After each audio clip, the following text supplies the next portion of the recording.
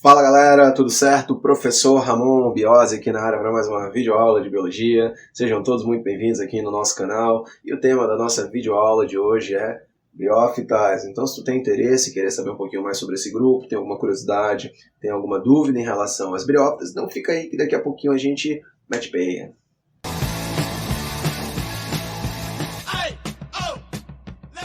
Então, deixa eu te situar, cara. A gente está vendo o reino vegetal e dentro desse reino a gente tem todas as plantas do planeta, beleza? Na nossa videoaula anterior, inclusive eu sugiro você dar uma olhadinha, se você está caindo de paraquedas nessa videoaula, dê uma olhadinha na nossa aula de introdução à botânica. E nessa videoaula a gente tratou basicamente das características gerais das plantas, as características mais elementares compartilhadas por todas as plantinhas dentro desse grupo. Legal? Outra coisa que a gente viu nessa nossa videoaula introdutória são os principais grupos de plantas. Lembra que a gente tem 10 filos, esses 10 filos estão distribuídos em 4 grandes grupos de vegetais. Por ordem de chegada, a gente tem aí as briófitas, né, o primeiro a conquistar o ambiente, depois chegaram as pteridófitas, aí surge o grupo das gimnospermas e por último o grupo das angiospermas. Bem, então como a gente vai começar a trabalhar de maneira separada, cada um desses grupos, de maneira mais particular, a gente vai começar pelo grupo mais primitivo, que é o grupo das briófitas. Legal? Sendo assim, gente, o que a gente precisa saber? Roteirinho de estudo. Você tem que saber pelo menos 3 coisinhas, tá? Se você está estudando algum grupo de animal, de planta ou de micro-organismo, é interessante você saber os principais representantes, tá? Então, quem são os principais representantes das briófitas, das pteridófitas, das gimnospermas? Isso é fundamental. Segunda coisa, no caso das plantinhas, é interessante você saber as estruturas básicas daquele vegetal, tudo bem? E a terceira coisa é o seu ciclo de vida, né, que envolve o ciclo reprodutivo. Então, basicamente, é isso que vai ser cobrado em prova, tá bom? Então, sendo assim, quem são os principais representantes das briófitas? Olha, gente, a gente vai ter que lembrar de musgos, tá? Nós temos as hepáticas e nós temos as antóceras, legal? Os musgos, disparadamente, aí, são os maiores representantes do grupo de vegetais inferiores, tá? O filo briófitas, nesse caso, representa mais de 60% do grupo de vegetais inferiores, tá? Por quê? Porque nesse caso, hepáticas e antóceras representam um grupo muito pequeno, tá? Para você ter uma ideia, o filo Anthocerófita representa menos de 1% aí do grupo de vegetais inferiores. Então, sendo assim, o mais conhecido, o mais popular, né, do grupo de vegetais inferiores é o musgo, tudo bem? Por isso que a gente utiliza o grupo das briófitas, né, como o maior representante desse grupo de vegetais.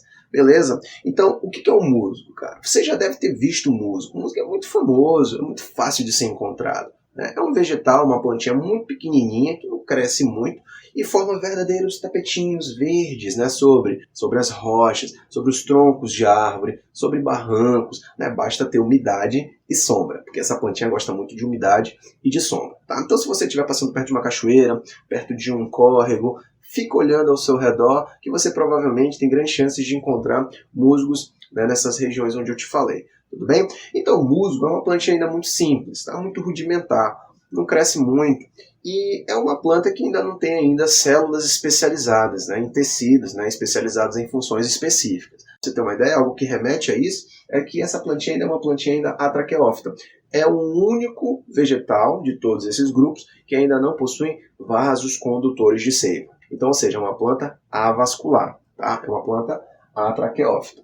Então não tem xilema, não tem floema para distribuir a sua seiva ao longo das suas estruturas. Beleza?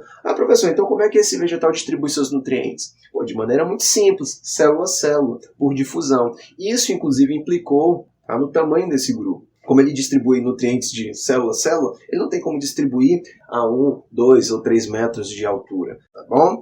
Outra característica é que, por conta disso, né, por eles não terem tecidos de condução, eles também não são capazes ainda de formar órgãos verdadeiros. Então, o musgo, por exemplo, ele ainda não tem raiz, ele não tem caule e também não tem folhas. Beleza? Porque lembra, uma raiz, para ser considerada uma raiz verdadeira, ela tem que ter tecidos de condução, xilema e floema. Como ele ainda não possui xilema e floema, então a gente não considera uma raiz verdadeira. Beleza? Então, sendo assim, trouxe para vocês aqui, olha, uma representação de um musgo, tá? E esse musgo aqui, ele tem algumas partes fundamentais, né, nas suas estruturas. Então, a gente precisa dar uma analisada nessas partes fundamentais aí da plantinha. Bom, então o que a gente percebe, gente? Que o musgo ele tem aqui estruturas semelhantes a caules, raízes e folhas, mas ainda não são caules, raízes e folhas verdadeiras. Tudo que ele tem são estruturas que querem ser ainda isso, mas não é. Tá? Então, no caso, você percebe aqui, olha, na base do vegetal, que existem aqui estruturas semelhantes a raízes, certo? Com função de fixação do vegetal ali. Mas é uma raiz? Não é uma raiz. Então, o que a gente tem aqui é um rizoide, legal? A partir do rizoide, a gente tem estruturas, né, mais eretas, que tem a função de sustentação, que remete à função de um caule. Mas é um caule? Não é um caule. O que a gente tem aqui é um cauloide, beleza? E você percebe estruturas fotossintetizantes, né, que remetem à função de folhas. Mas como ele não tem folhas verdadeiras, a gente tem aqui os filóides, legal? O que a gente percebe? Rizoide, cauloide, filóide é aquela parte da plantinha que vai formar aqueles tapetinhos verdes, né? Então aquela parte verdinha do vegetal que a gente está vendo é a parte que a gente vai chamar de gametófito, tudo bem? Por que gametófito? Porque essa parte do gametófito é a parte da planta que vai desenvolver estruturas formadoras de gametas, certo? Então daí o nome gametófito, parte da planta que vai desenvolver estruturas formadoras dos gametas. Legal? E você percebe que a partir do gametófito, que é aquela parte verdinha do vegetal, surgirá uma estrutura que a gente vai chamar de esporófito. Tudo bem? O que é o esporófito? É a parte da plantinha que vai desenvolver estruturas formadoras dos esporos. Legal? E que estruturas são essas? Ó, você percebe que a gente tem aqui uma haste, né, ereta, perpendicular ao solo, que a gente vai chamar de seta, tudo bem? Ou haste. E essa seta ela tem ali uma cabeça, né, no ápice dessa seta, que a gente vai chamar de cápsula. Dentro dessa cápsula existem estruturas formadoras de esporos. Legal? Formadoras dos esporos.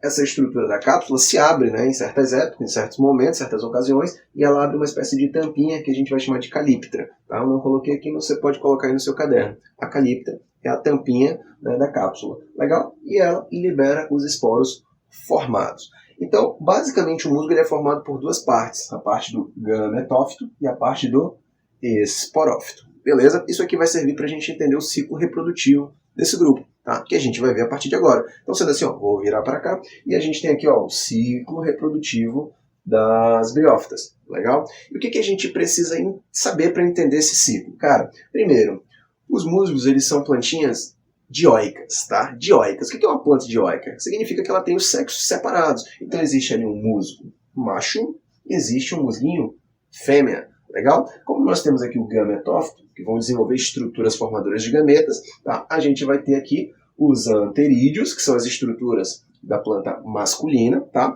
E os anterídeos serão o quê? Estruturas formadoras de anterozoides. O que é um anterozoide? É o gameta produzido dentro do anterídeo. E anterozoide, tu vai lembrar de espermatozoide, né? Do gameta masculino, da nossa espécie. Só que o anterozoide, diferentemente do espermatozoide, ele tem dois flagelos, e o nosso só tem um flagelo, beleza? Então, o anterozoide é o gameta masculino produzido nos anterídeos, né? Em estruturas escondidas, né? Lembra que são criptógamas, legal? E o gametófito feminino, né? A plantinha fêmea, desenvolve estruturas formadoras de gametas femininos, tá? Como é que é o nome dessas estruturas escondidas? A gente chama de arquegônio, tudo bem? Arquegônio. E o que é o arquegônio? O arquegônio é uma estrutura, né, que lembra aqui uma garrafa, né? E ele tem uma região mais apical ali, mais fininha, e à medida que ele vai avançando, ele vai se dilatando, tá? Nessa dilatação, abriga o gameta feminino, tudo bem? E o gameta feminino a gente chama de oosfera. Então, sendo assim, ó, o gametófito feminino abriga o arquegônio, que por sua vez abriga a oosfera, que é o gameta feminino. Tá? Para acontecer o processo reprodutivo, né, tem que haver o quê? A fecundação. Então, os anterozoides eles têm que nadar em direção à oosfera. Professor, você falou o quê? Nadar?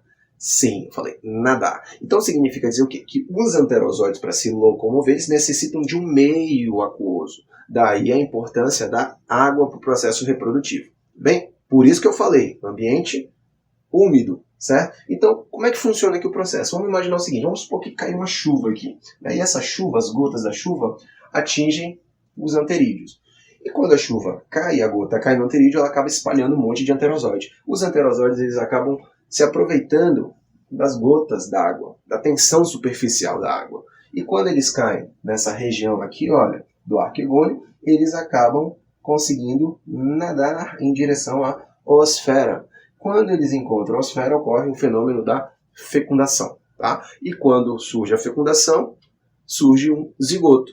Esse zigoto ele vai ser o quê? diploide. Por quê? Porque o anterozoide é haploide, a osfera é haploide. E a partir daí surge o embrião diploide.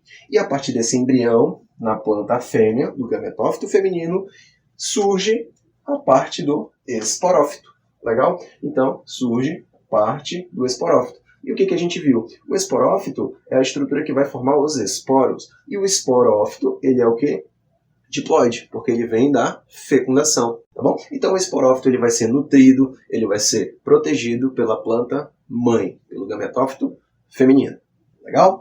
O esporófito, eu disse para vocês que ele possui aqui uma cápsula, e dentro dessa cápsula existem estruturas chamadas de esporângios. O que é o esporângio? São estruturas que vão formar, que abrigam células chamadas de esporócitos, que irão formar os esporos. Como o esporófito é diploide, para ele formar os esporos, que são haploides, eles precisam, no caso, o esporócito precisa passar por um processo meiótico. Então surge aqui um processo de meiose, e a partir da meiose, os esporócitos, que são diploides, vão originar, cada célula, 4 esporos haploides. Legal? Então surge aqui os esporos. Então os esporos, gente, eles vão ser lançados, né, quando abre-se aqui a cápsula, no caso a calíptra, tampinha que se abre, ela vai liberar os esporos. Os esporos, pelo vento, vão ser carregados. Então, em condições favoráveis, né, de umidade, por exemplo, esses esporos eles vão germinar. Legal? Lembra, esporo germina, gameta fecunda, certinho? Aí, germinou o esporo, vai dar origem a um musgo bebê, um musgo baby, tá bom? E esse musgo bebê a gente vai chamar de protonema, tá? E a partir do protonema surge um broto, e desse broto originará aí um novo gametófito, que pode ser macho ou pode ser fêmea. Qual é o detalhe da parada aqui, gente? A gente tem que entender que o gametófito ele é haploide porque ele surge a partir de um esporo que é haploide. Legal? O gametófito vai originar gametas, né? Daí o nome. Os gametas são haploides também, certo? Quando ocorre a fecundação, haploide mais haploide, embrião diploide, que vai originar um esporófito diploide. Só que o esporófito, para formar esporos haploides, ele precisa passar por um processo meiótico. Legal? Então, basicamente, resumidamente, é esse o ciclo do musgo. Mole, né, cara? 2 informações, meu camarada. Primeira coisa, prova ela gosta de perguntar qual que é a parte mais duradoura do ciclo. A fase gametofítica ou a fase esporofítica? Na moralzinha, o que tu acha, cara? Quem que dura mais aqui? Quem que permanece durante o ciclo todo? O esporófito ou o gametófito? O gametófito, né, cara? Percebe que ele está sempre presente aqui, ó.